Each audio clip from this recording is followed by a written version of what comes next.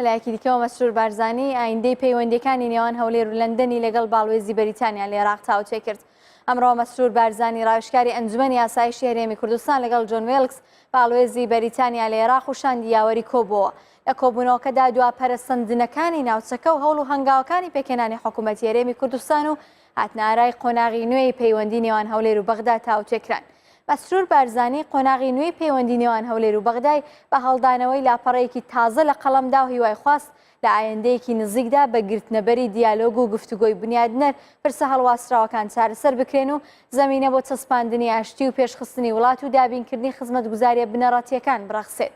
باڵوێزی بەریتانیا وێڕای پیرۆزباییکردن لە مەسرور بارزانی بە بۆنەی کاندیدکردنی بۆ سەرۆکایەتی حکوومەتی هەرێمی کوردستان هیوای سەرکەوتنی بۆ خواست و تەختی لەوە کردەوە کە وڵاتەکەیان هاوکار دەبێ بۆ ئەوەی هەرێمی کوردستان ئاوەدانی و پێشکەوتنی زیاتر بەخۆیەوە ببینێت.